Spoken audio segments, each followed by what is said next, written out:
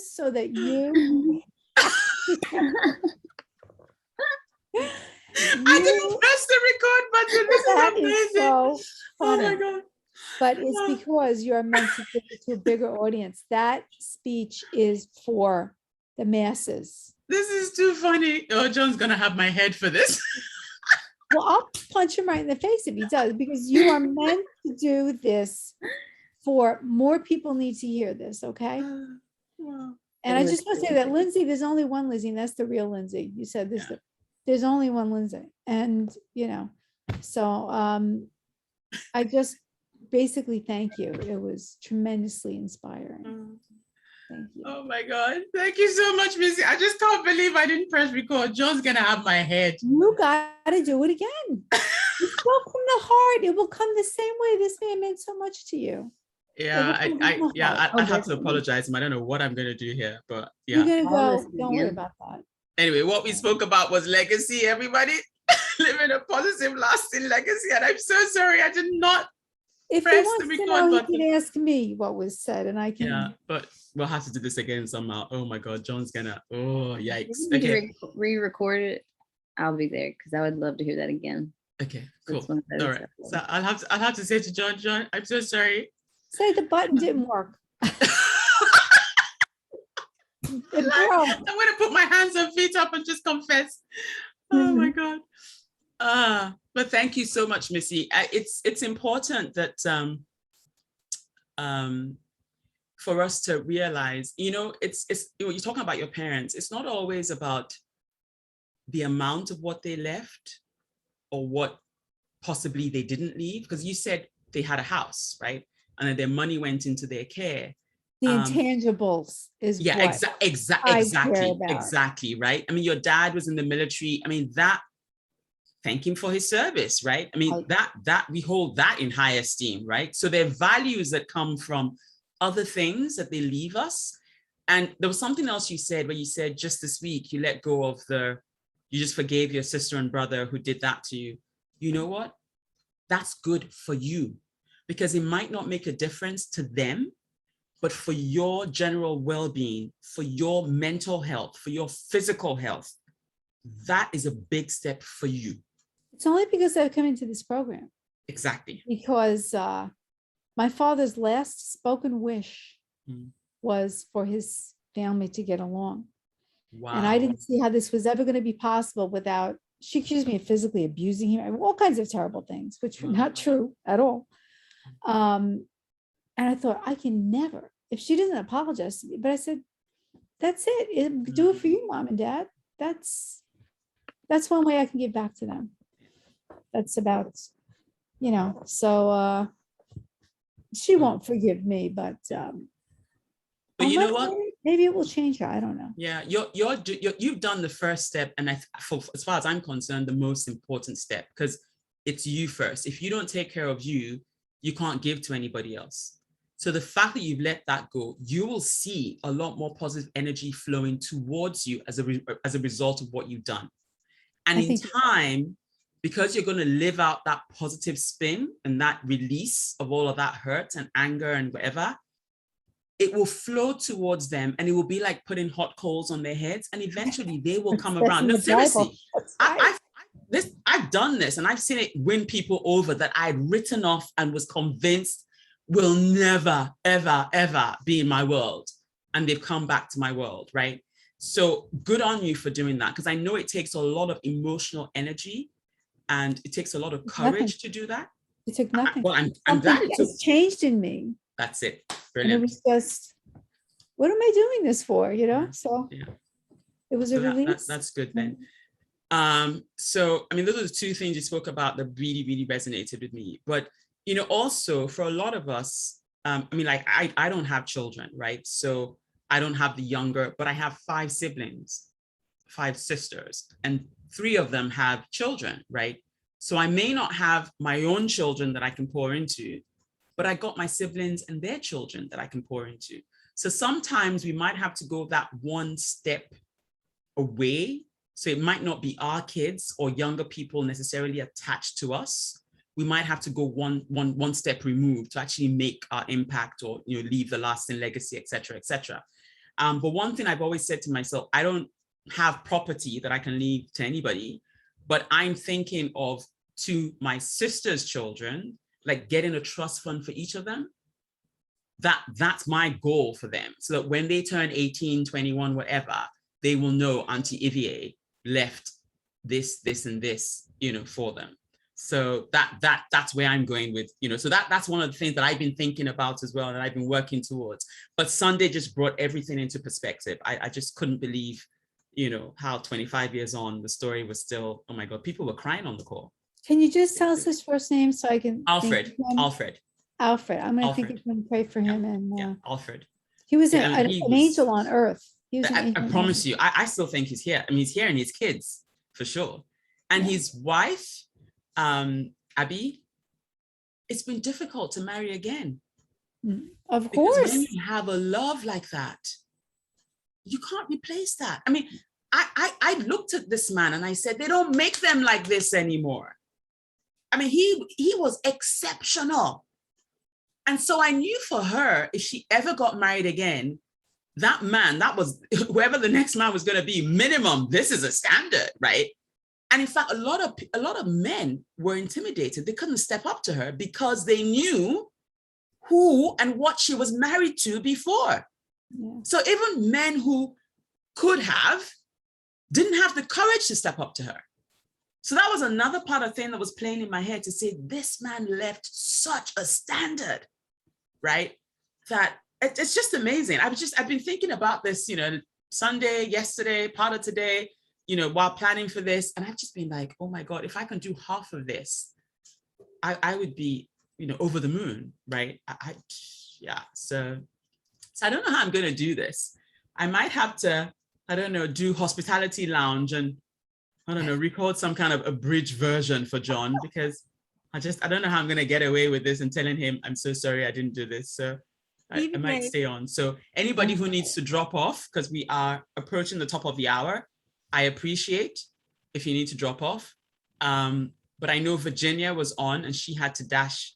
So I know she was on the call. Janet, you got your hand up. I do. I don't know how that number was there and not me, but that was me. But Ivié, two of us at least have said, if you just want to do the recording. Yeah. I mean, I don't know if you have it in you to tell the story right now again, but if you want to for John, and you can even stop this recording, start again and start fresh, at least two of us will just hang in there just to be, to be your audience. Yeah. Do it. Well, I'll keep it on because I think we got a bit of the questions and answers and feedback bit. So I'll leave that on. And when I start again, I'll just say, sorry, everybody who's going to watch the replay. We kind of done it a bit back to front today because I didn't press the record button. So the feedback and the open mic session has come before. So if you want to fast forward a bit and watch the talk itself and then rewind and go back to the feedback. And then Lindsay, I can see that you can be on as well. I might get you to start, once I shut up now, to say your bit about your granddad now, so that, we've got that as all the section of the open mic bit. And then I'll try and go back into the story bit. Daisy has to drop off as well. And Missy, you do have to go. I'm so sorry, ladies, that I didn't press the record button, but if I can do this again, even if it's a shorter version, because I know I spoke for quite a length of time.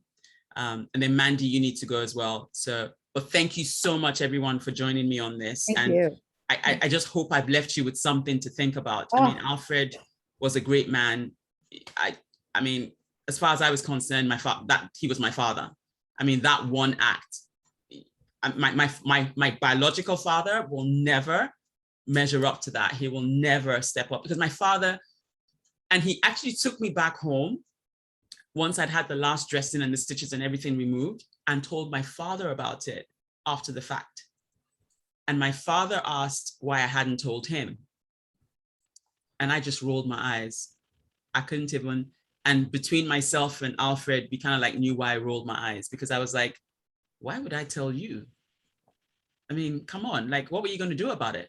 It wasn't like you were going to drive me to hospital or anything. Why would I? Yeah, anyway, long story. So I didn't tell him and I told somebody else. So I think it was a bit miffed that I told Alfred and not him. And he didn't know about it while I was going through what I was going through. But anyway, long story. But as far as I was concerned, that was my father. So I was like, you know what, that's it. No one's walking me down the aisle. So when I did get married, and I did get married, it was a friend of mine, a doctor friend of mine, that walked me down the aisle.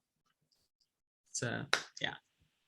But the marriage didn't last, as you all know, because I'm single again, no rings or anything. So yeah. Sorry, Mandy, I know you have to go. So I'll let you go, but that's all I'm going to say in terms of comments. And I'm just going to get Lindsay to talk about her granddad again, and the fact that she's the last dollar and she just wants to capture. Yeah. She wants to try and be the scribe for the dollar part of the family. So, and then yeah, that's it. Thanks, Mandy. Okay, over to you, Lindsay. Yeah, my granddad was, I mean, maybe a little biased, but he was amazing. But just, he passed away September 1st. And, you know, I just wasn't expecting it. But he had 2 brothers, but he was the only one with a son. And then I was the last chance to carry on the family name. So, but I was a girl, so that was the hardest thing after I got married, was to change my name.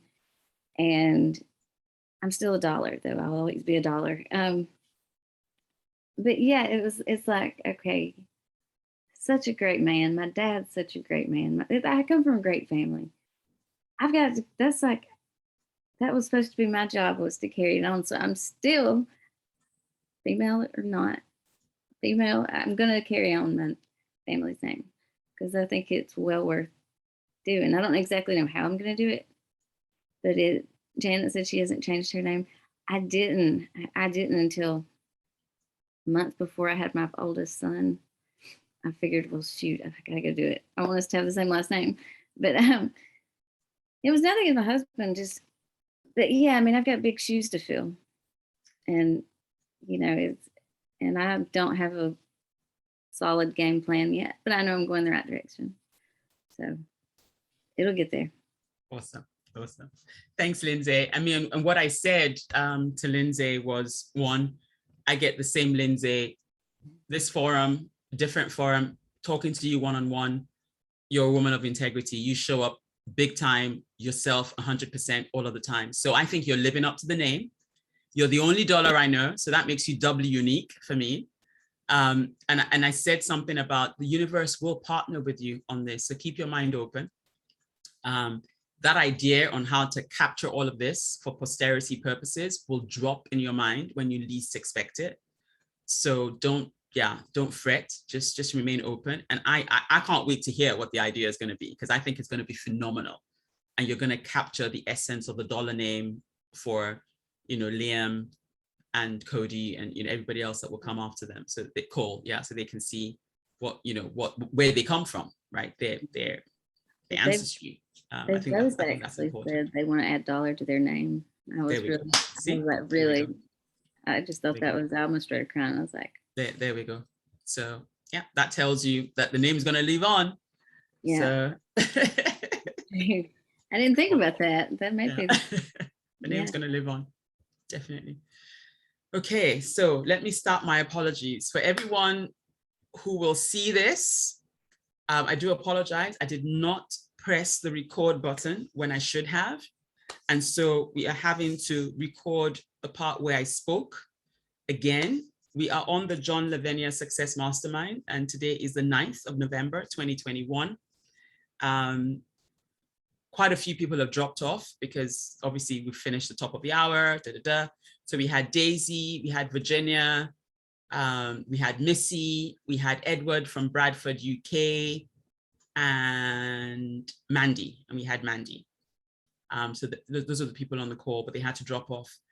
So I want to say a special thank you to Lindsay and Janet, who are sticking with me to do this re-recording or trying to capture the essence of what we spoke about today. Apologies to John, the convener of the JLSM Mastermind platform. I completely forgot to press record. Maybe that's because of what's been weighing on my mind. So what I started off by saying that on Sunday, I dialed into a virtual call and we were almost 1,000 people on this call.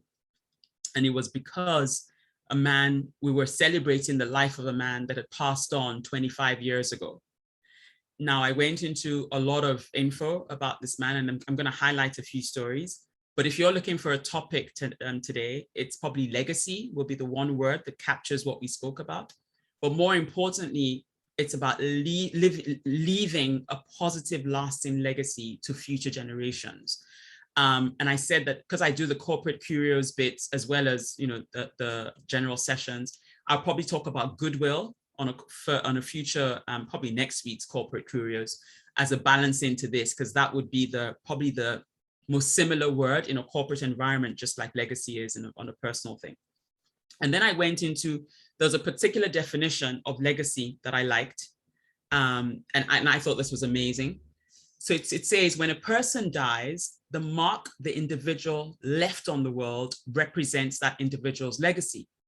It is about the richness of the individual's life, including what the person accomplished and the impact he or she had on people and places. Ultimately, the story of a person's life reflects the individual's legacy. So that's the definition that I found that I liked. And, you know, I mentioned two great people that you know, I mentioned Nelson Mandela. We call him Madiba, you know, affectionately in South Africa, because he's just Ntate. He's kind of like, you know, dad or granddad, or, you know, you're in awe of the man, right? Of everything that he did, what he stood for, you know, being jailed for so long, coming out, and rather than repaying evil for evil, took the moral road, took the high road. And I think the country is still relatively intact because of what he did. So that was one life I spoke about. The other person I mentioned was Marie Curie. She's not here, but obviously her contributions to the medical field live on long after her. And then I said, those are two big names that, you know, a lot of us may never be such big names. We may never even want to be such big names, but those were names, you know, one male, one female, that every time I talk about legacy, every time I think about legacy, those are just two names that jump out at me, right? And I set it off by saying, just as you have positive legacies, you can also have a negative legacy. And I'm not going to dwell on the negative, but you can think of names in history, you know, that have been and gone. We're not likely to forget in a hurry because of the atrocities they committed, right? But we're on this platform, we're all about positives and all about gleaning, you know, good information and setting goals for ourselves and in implementing those learnings in our lives to make our lives better, right? Because we obviously want to be better versions of ourselves. Every day, in every way, we keep getting better and better. This is what John says all the time. So we're going to focus on the positive here. And then I went through certain examples of legacy, you know, that legacy can take on various forms. And I said there's a tangible and there's the intangible. And I spoke about, you know, pieces of work. So fine art, a sculpture, jewelry, those are all tangibles, assets. So property, a home, money. These are things you can touch, you can feel, you can stamp on, you can move around, right? They're physical things, right? So those are tangibles. The more intangible are things like reputation, right? And your name. You can't really hold your name. You can spell it, but you can't, you know, it's not physical. It's not something you can hold and touch and smell and feel and that kind of thing. So reputation is a big one for me. Name is another, right?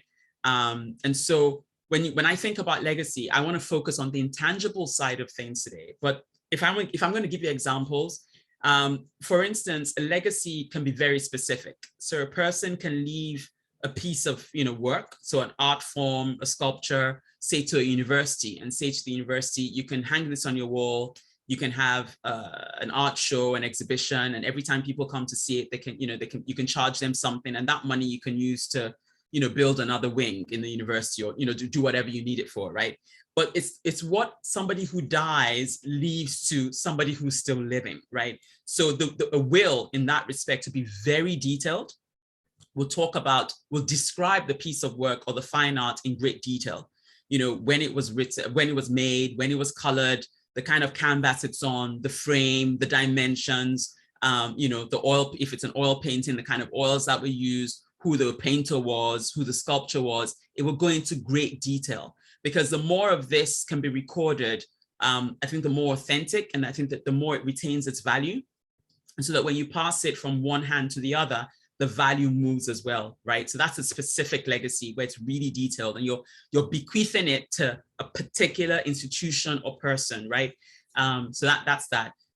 Then a particular sum of money, you can give a sum of money. So say, if the person, when they turn 18 or 21 or 25, this sum of money shall become, the property or the owner, of this person. So that could be for someone's university education. It could be towards them buying their first home, whatever it is, but it's a sum of money. And I said, as we know, over time, money loses its value, right? So to retain that value, the person who has been assigned this money, who's been given this sum of money, can actually, with the help of a lawyer, put some structure in place to make sure the money retains its value. So say somebody dies and the child is only 10. Now they can't access the money until they're 18 or 21 or 25, right? So at age 10, if it's 100 grand, if you want that 100 grand value to still be 100 grand value when that kid turns 18 or 21 or 25, you can do something to the money so it keeps its value until the child is of age to get their hands on the physical cash, right? So usually we put this in a trust, and part of the mechanics around the trust will be that the trust maintains the value of said money, right? So it doesn't depreciate. So that's something else we can do. Something else we can do, family heirlooms, and this is where jewelry, comes into play. So here we have the queen, the monarchy, so her crown, her brooch that she loves to wear, key pieces like that. Princess Diana's ring, obviously, her first son, William, passed it on to his wife, and that's what she wears as her engagement ring. Now that will obviously have value to it. So that's something else that can be passed from generation to generation. But where I was going with this was possibly the more personable, intangible stuff, and that was probably reputation. And that's why the definition that I started with resonated with me so much. So you're probably wondering, why am I going through all of this? The reason for it was I dialed into this call, like I said, on Sunday. And this was a call celebrating the life of a man who died in a plane crash in his early 40s. He left behind a wife and 3 children. His first child was she probably just turned 13. She's probably 12, 13. So she was in like first form. So I don't know what grade that would be in the US, but 12, I mean, that's young, right? And through teenage years, girls need their daddies, when they're going on dates and all of that, your relationship with your dad is a key relationship to how you're gonna relate to that gender, going forward. So she missed out on all those years, right? The second kid was a boy, and oh my God, I did a double take on the call. This child, I can't even call him a child, he's a man. He's married now. He got married 2 or 3 days before the call. In terms of height, breadth of shoulders, facial structure, voice, haircut, he's a splitting image of his father, splitting image. When I saw this man on the call, I literally held myself. I did a double take because I thought, oh my God, this man's back. But then of course I knew it was a kid, but it did not fall far from the tree at all. Just carved from his father. Oh my God, yeah, spot on, splitting image. And then the third kid, who was a toddler, not even 9 months old when his dad died in the plane crash 25 years ago, is once again, same height, same structure, broad shoulders, facial, haircut, the only difference is that he is much lighter in complexion than his dad was, right? But as far as I'm concerned, this man lives on through his children. He's here, right? And I was talking about this man, and I said, everybody on the call, the emotion that was shared on that call, it almost felt like we just got the call that the plane had just crashed. It was still so raw for certain people. His son, the one that looks splitting like him, like, oh my God, doppelganger, twin, incorporated, he couldn't speak. He was so emotional. He just could not, for him, it was like it happened yesterday, right?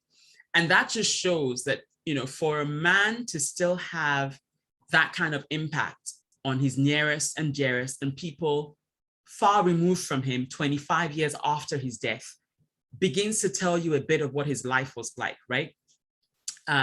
So, and then the third kid, the youngest, he kind of was the MC for the call. So he took everybody through the program and made sure whoever was meant to speak next, had their mics unmuted, et cetera, et cetera. But once again, a young man, well-groomed. My goodness, you know, I just thought this man has left a legacy, right? But where did I start from before I started talking about this man? You know, I spoke about, for most of us, do we see janitors? Do we see security, you know, guards or security officers when we walk into buildings, right? Because can you imagine at this man's funeral, right? Janitors were there, security guards were there, nurses were there, engineers were there. This was a man who, oh my God, when he walked into the office, he took time out, he spoke to the janitor. He wanted to know how the janitor's weekend was, right? For some of us, do we even know the janitors in our buildings? Do we know how many children did they have? Do we know what their ages are? And when our children outgrow clothes or toys or shoes or whatever, do we cart this stuff in and say, look, my kids aren't going to use this anymore. They're now past the age. I know your kids are around this age. Maybe they'd like that. Do we do that? Do we even know the names of the security guards that keep us safe, right? And, you know, to tell you how key this was for me, sorry, I know I've disappeared from the screen for a bit. As you all know, I moved into where I am earlier on this year. And on Sunday after the call, actually, I was in my car and a friend of mine was in the car with me. And I actually said, I'm thinking this is my first Christmas in this property. And I was thinking I wanted to do something for the security guards on the estate, just to see, because I see them, they do their rounds. They're constantly walking around the place to make sure the cars are safe, the people are safe, the doors are shut when they're meant to be shut, you know, that everything is as it should be, right? And it doesn't matter whether it's raining, whether it's snowing, whether it's hailing, whether it's windy, they put on their visors, they're out there doing what they need to do, right? I come in at all hours. As you know, I don't sleep, right? So if I drive in at 3 a.m, they're there, they know who I am, the gates open automatically. I don't have to wind my window down. I don't have to get into a long conversation. When I'm going out, they wave at me. When I come back, it's right. So for a lot of us, we need to see janitors, security guards, engineers, counselors, everybody in between. Nobody should be invisible, because most times these are the people that are invisible to the average person, right? So this man was a kind of man. So let me finish that story. So I asked the facilities manager today for a list of names of all the security guards on my estate in the property I moved into, because for Christmas, I want to give each of them something just to say thank you. Nothing big, just to say thank you for doing their jobs, keeping us safe, because I think it's important. And I wanted to send it to each of them by name, because I think that would also, you know, make an impact, right? And you'll get where I'm going with all of this at the end of this, because I'll talk about a few things and we'll all come together. So let's go back to this man. So we're almost 1,000 people on the call. And I gave, you know, a story, and I said, my sister, I don't know what led up to this, but one of my sisters, so I'm number 1 of 6 children. This sister is number 5 of 6, right? So I am 18 years older than she is. So you can imagine, I'm in university, she's 18 years younger, so she's probably still in what, lower school, not even middle school yet. She's probably grade, I don't even know what, but right, she was young, she wasn't 10 yet, right? So I went, so I was in university at the time, and she was still in primary school, is what we'll call it here in the UK, less than 10-year-old. So I would get, so where my university was and where this man had bought a piece of land and built up, you know, his was like so far away, it was like crazy. So just think about reclaiming land from the sea. And when, I mean, most property developments, you know, when they're still building them up, it's like far away from everywhere else. So the roads are probably still not quite mapped out. So it's kind of like sandy, at best gravelly, and it's like really packed it down. So there's probably no public transportation that gets in there, right? So there were no buses, no trains, no subways, none of that, right? And the only thing that got there was motorbikes.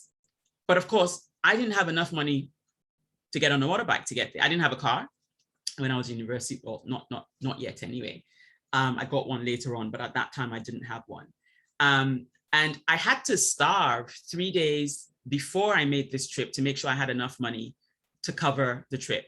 Because where my school was, I would walk probably about an hour and a half, 2 hours to get to where I could get the first bus. And the reason why I got the bus was I got 2 buses because they went over bodies of water. So literally it was just to get me over the bridge, over the body of water. Because the one time I tried to do it, I looked down, saw the distance, felt the wind. And of course, with cars, it's dual carriage, right? Cars zooming past, you just know it wasn't safe. Even if I held onto the railings, this is me who hadn't eaten for 3 days before making this trip. I just was like, and then if it rained, then I had to hold an umbrella. And I'm thinking, you know what? I don't want to even picture myself going overboard and into the water. And I was like, nah, I ain't doing this, right? So I literally got on 2 buses to get me over those bridges, right? So the first walk was probably 1.5 hours, 2 hours to get to the first bus. And then that will take me to, so we kind of like have mainland in the island where we were at the time. So the mainland was, body of water, not too close, but of course the island was surrounded by water, right? So I had to get over the bridge, over the body of water to get to where I was going. So anyway, the first bus will literally get me over that bridge. And as soon as we got down, I would then have to walk to where I could get the next bus. And that walk was probably 2.5, 3 hours to get to the second bus. And then I'd get on the second bus and literally just get over the bridge. And this was where my proper walk began, because it was almost about 4 hours from where the second bus would drop me off to where the house was, right? And so on this, so I've been doing this for maybe 9 months, 6, 9 months. Because when my sister went to live with this family, I don't know what the circumstances were and how that came to be, but this man not only paid her fees, but bought her books, uniform, fed her. In fact, so much so that people thought she was his child. They just thought she fitted somewhere in the hierarchy of, all the kids. She just slotted in there somewhere, right? Nobody asked questions. They never made her feel like she was a burden. But I felt as the first kid, my mom was away at the time getting her second master's, so she wasn't in the country. My dad was there, but yeah, let's not talk about that, right? So I just felt it was my responsibility to look in on this child and not make her feel like she'd been disowned or abandoned, right? So the only way I could do it, because I was in university, every weekend I would get on these buses and make my way to where she was. Now, I had no idea that all of that registered with her, because if my sister talks about me today, something she has thanked me for through the years is how, oh my God, sis, you never missed a concert, a play, a recital, sports day. Even when I was in boarding school, you always came to visit me. You brought me, treats. You sent me money. She knows. I mean, and I never knew that all of that registered with her when I did that through all of those months, right? So anyhow, I just felt I had to go check in. So I would see her once a week, right? On this particular day, I was in a lot of pain. So my upper body, I don't know what was going on, but I was in so much pain. I was double bent. I just literally just didn't know what was going on. I'd taken painkillers that I could afford and nothing much was really happening. If anything, it was getting worse, right? But of course I had no medical cover, no insurance, no nothing. And I didn't even know where I could go to see a doctor. I mean, it wasn't the kind of thing you just tell anybody. So I just grinned and just lived through it, right? But I knew it was getting worse. So I finally made it, just about made it to the house this one day. And I collapsed inside of the kitchen. Literally, I got in the back door and I collapsed as I just crossing the threshold into the kitchen. And now this man worked for an oil company, so pretty well-to-do, right? They didn't lack for anything. So they had lots of help. They had drivers, they had nannies, they had cooks, they had, you name it. They just had help, right? So one of the helps came, saw me collapse and literally helped me to a chair. I didn't know he was coming into the kitchen. So he saw this playing out. He came and he sat right next to me and he asked me what was wrong. Now, by this time, just the relief of having made the trip, I was in tears. So he saw me crying and of course started just throwing questions at me. What's the matter? What's wrong? Had I eaten? So they got me a can of Coke and a pack of crisps, I think it was, just to try and get my sugar levels up because he thought maybe I'd passed out because my blood sugar was low, which possibly was because I hadn't eaten for 3 days, right?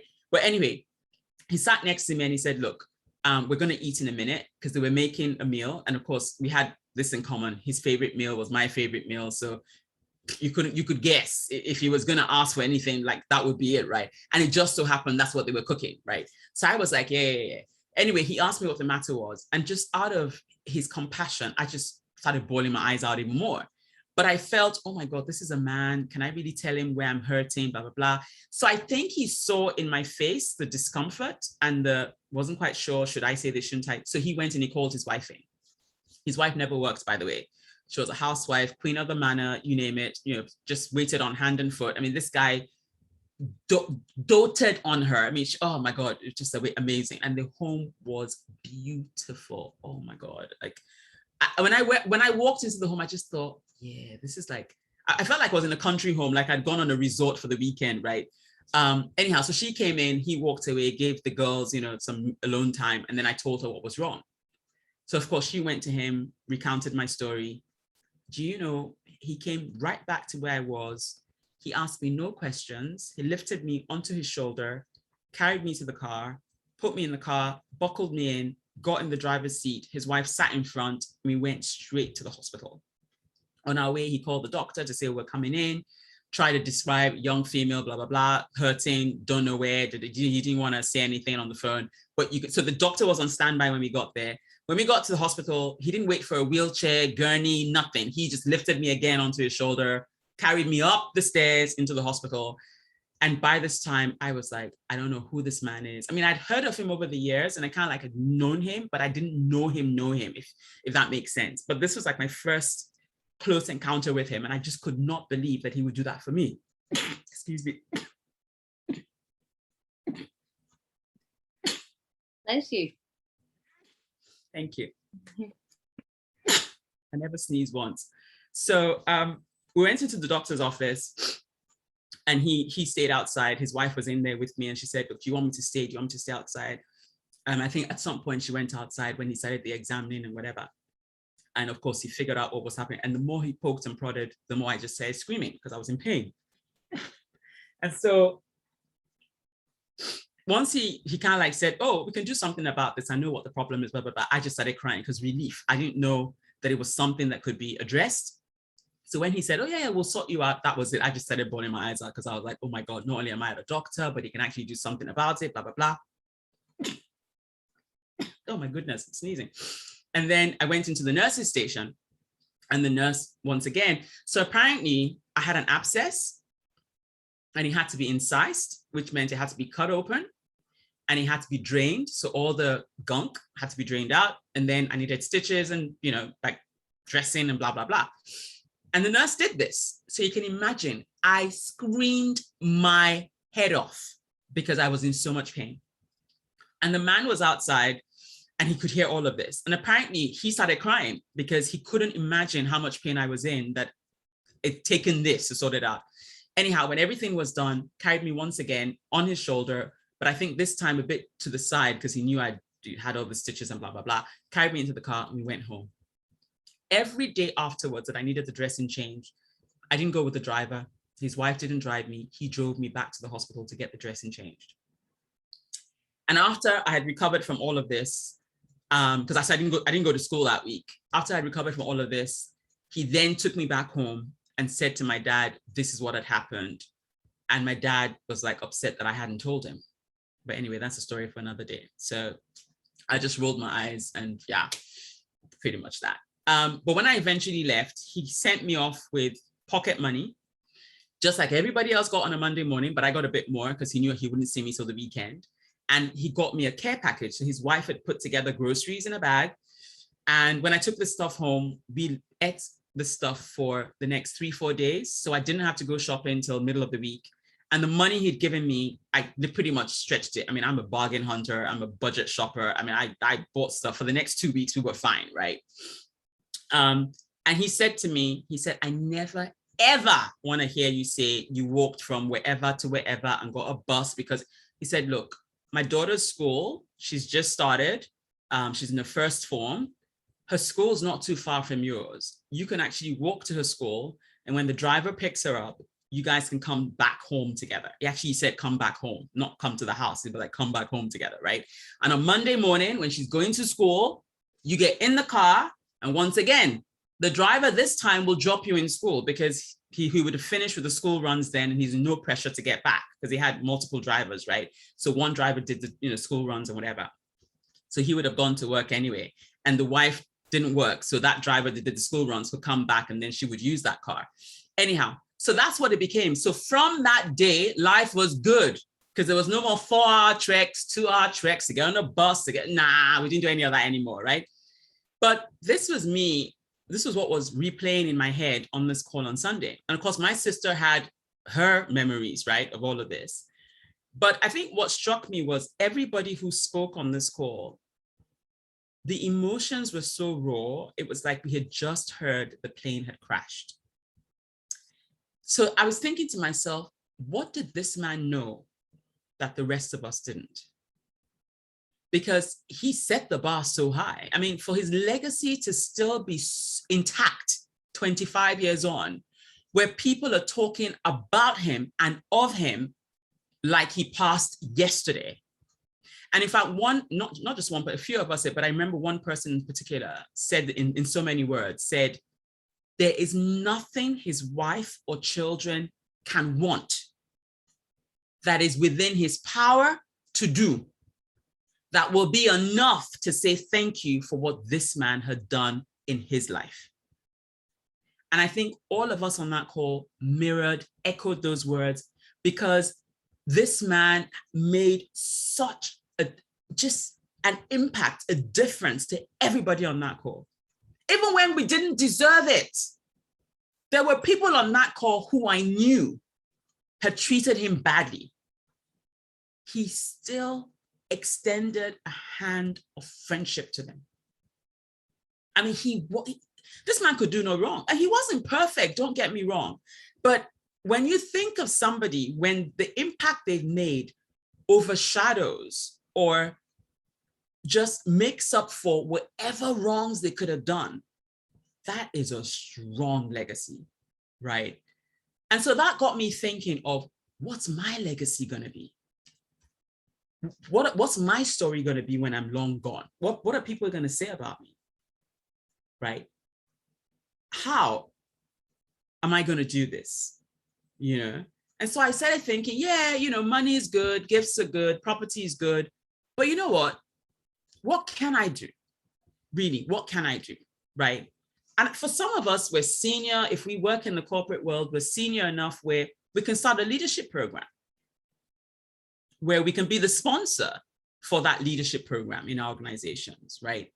For somebody else, we can think about our everyday interactions. So for me now, it's really big that I should have no day of regrets. So whoever I'm interacting with, whether it's the bus driver or the security guard or the janitor or a neighbor or the doctor, whoever, or the person at the end of the phone when I call the call center, whoever it is, right? My personal interactions have to be ultimately feeding into my legacy, right? I want to treat people with respect. And even when it's hard, the person at the cash out, when I go shopping, even when I've stood in the queue for like, oh my God, what I think has been ages and ages and ages, when I get to my turn, I don't want to take it out on that checkout person. I still want to be civil to that checkout person, right? So everyday interactions. Let's advocate for younger people, not just employees, but younger people in our families, in our homes, in our communities. Some younger people may not be intellectually astute, so they may not be the next engineer or the next doctor, but they might be the next artist or the next musician, right? Or the next plumber. But whatever it is, whatever area you can see that they've got a strength, a skill that they can shine in, encourage them to pursue that. So let's advocate for younger people. A lot of young people are floating around and, you know, not quite grounded. They need people in their corner. They need to know they've got cheerleaders, they've got fans, they've got older people that they can relate to, older people that get them, right? Let's get our files in order. You know, I look at my home, I have a home office now, and I am big on, oh my God, filing things away, right? So I've got a file that says car. I've got another one that says, you know, bills. And in those bills, I've got dividers in there. It's like, you know, the rates, water, electricity, blah, blah, blah. I have all of that. And it's filed by date. So if anybody needs to check anything, it's all there. My personal documents, I've got them also in a file, you know? So birth certificate, you know, passport, deed this, divorce, whatever. I've got all of that stuff, right? So let's get our files in order. Because for a lot of people, they don't detail their wills enough. So when they pass, oh my God, family members, you should see the fight They want to get their hands on the stuff that they left behind. Save your family, save your loved ones all that headache. Just say who should have what, who's the beneficiary to what cover you had, right? Just make it easy for them so they know exactly where what's going. What I don't want is, oh my God, sisters are fighting over that scarf or that brooch because it wasn't specified, right? So that's what's coming up for me. And then champion a cause you're passionate about. I mean, I'm big on charities. So some friends of mine and I, for, oh my God, over 20 years, every Christmas, we put together 3,000 hampers. So imagine your Thanksgiving table or your Christmas table: turkey, Brussels sprouts, stuffing, potatoes, carrots, you name it, cranberry sauce, right? We have all of that stuff in the hamper. And each year we pick inner city slums, inner city projects, ghettos, housing estates. You know, we pick vulnerable in the society, right? That cannot afford to feed their families, how much more put on a Christmas spread, right? And we deliver the hampers in our cars. So we load up. So those that have 4x4s, we flatten the seats. Those that have sedans, we flatten the seats, push. So we do this from the 22nd till the 24th every year. And we go around, we pick the project that we're going to do, and we actually just deliver them, hand deliver them. And you should see people crying when they receive this hamper, saying, for me, I don't have to pay for it. Are you sure? Do you know some of these families live off the rest of the turkey for the next 2 weeks, making turkey soup, turkey sandwiches, you name it. For some of those families, they haven't had protein like that in forever. So to have a whole turkey is like, what? Right? It really is Christmas come early, right? Something else I do, I'm big on supporting my local food bank.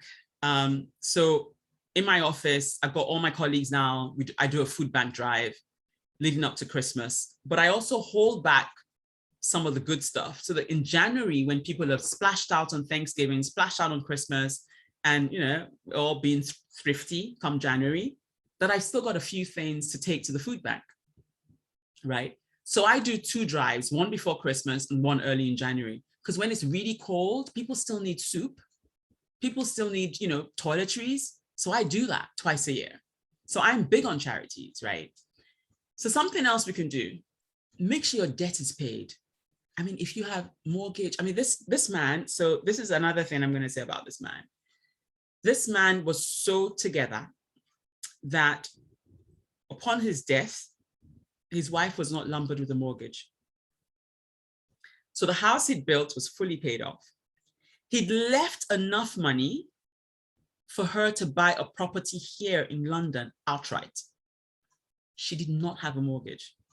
So because they always said the kids were going to have, you know, university education outside of the country, right? And so she chose to come here because she had her education here. He was trained in the US. So she was able to buy a house here. So this became their base when they were in university. She was able to buy the house outright. There was no liability whatsoever. He had put together trust funds for each kid. So come time to go to university, their fees were paid in advance because the money was there waiting for them to choose what school they were going to go to, and everything was paid for. So for us, you know, don't leave any debts. Make sure the debts are paid. Don't leave any kind of liabilities for our loved ones. Leave assets if we can, right? I mean, I don't have children and I don't own property yet, but I've been thinking in terms of assets, what can I leave? Because I don't have kids, but I have sisters and my sisters have kids, right? So I said to myself, for each of my sister's kids, I want to set up a trust fund for them because they're all still under 10 now, right? So I want them when they're 18, 21, 25, however long we agree that should be for. I want them to be able to see, oh, this is what Auntie Ivié left for me, right? So that's kind of like my long-term goal because I haven't got kids. So as far as I'm concerned, they're my kids, right? Well, my sisters are my kids, but you know what I mean, right? So that's where I'm going with that. There's no time like the present. Take the bull by the horns. Let's not defer anything. Of all the stuff I've said, there's stuff we can start doing now. We don't have to wait till next week, next month, next year. We can start doing some stuff now, right? So that's kind of like where I'm thinking, take advantage of today. Pass on your family's history. So my sister who lived with this family, she's my family scribe, right? And sometimes, oh my God, she'll just randomly put photos on WhatsApp and you can see the perms gone wrong, the shoulder pads. I mean, she's a family scribe, right? She has pictures from, I don't even know when. And there's pictures that you don't even want to know. You're like, can we forget we ever took that photo? She's got all of those photos, right? But that's her way of contributing and keeping the family legacy alive, right? So she captures all of this and she just does random posts sometimes and be like, what? You still have that? Where from, right? But that's what she does. So for some of us, we might have that bent, right? We might do that for our families. And then finally, be a positive mentor. Because for a lot of us, we're the mentee in the relationships. But having hung around the John Lavinia Success Mastermind platform for as long as we have, we must have learned at least one thing by now that we can now go on and mentor somebody for. So let's be a positive mentor, right? Let's find somebody who needs something that we have, that we've learned from this platform, and mentor somebody. Don't always be the mentee in the relationship. At some point, we need to graduate to become a mentor. And it doesn't have to be a massive thing. It doesn't have to be a long-term thing. Let's just start doing something, right? So those are just ways that we can actually leave a lasting legacy. So that's pretty much, I think, in a nutshell, what I spoke about. And that's the story that I shared about this man, Alfred, who continues to be very instrumental and influential in my life. And so, yeah, that I've been thinking about that since Sunday. So once again, I apologize for not pressing the record button early on when I should have. So we kind of like started this recording with the feedback open mic session, and I went back to try and record sort of what I said. So this was, I think, what I said in a nutshell. So thank you once again to Lindsay and Janet for keeping me company while I re-recorded. It was just as good the second time. It really was. Thank you. Thank you so much, ladies. It's good to be here with you. You know, that the thing that you that you kind of said but didn't say maybe, you know, you are still living off the inspiration of this man. Yeah. His legacy is still very, very powerful in you. Mm. And I can think for myself, and you know, I'm teaching and I teach, and this I learned from so-and-so, and this I learned from that teacher and whatever else, and just to pass this stuff on, because these people have had such an influence on me, and I feel some obligation in a good way to get that information passed on to more people. And I have adults and they have children and grandchildren, and they will influence more. And I think, you know, it's great that you have honored him this way, Ivié. And it's great that, you know, that he still resonates in you so strongly. And that shows his greatness. You know, it's great that he left. You know, his kids don't have to worry about school and his wife about mortgage, but you have living in you such a very strong, and will always be that strong in you for your whole life, that example of what a great person feels like, you know, because you feel him, and he does in every waking hour almost. You think I need to live up to what that person gave me. And that's such a strong, wonderful thing. Thank you for sharing this evening. Oh, thank you so much, Janet. That really, really warms my heart. Thank you. And he's definitely, yeah, I don't think I go 2 days without thinking of him. And I mean, I'm constantly talking to his wife about something or the other. She is just precious, you know, and she's doubly precious because of him. You know, and sometimes we sit and we just talk about what a great man he was, and, you know, just how loving he was and giving, and, you know, we just have good times. So there's no way I can tell my story anywhere. There's no way where my sister can tell a story anywhere and he's not going to feature in it. It's just not possible. It's just one of those things, right? So yeah, thank you so much for affirming that. I won't be forgetting him in a hurry. And I think it's just fresh again because of the Sunday call. But yeah, he was good people. Definitely, he was good people. Great people. Yeah. Thank you. you, Lindsay. Thank you so But much. thank you, ladies. I'm going to stop the recording now so I can say to John, I rescued it. I brought it back. And I still had an audience. I'm going to stop the recording.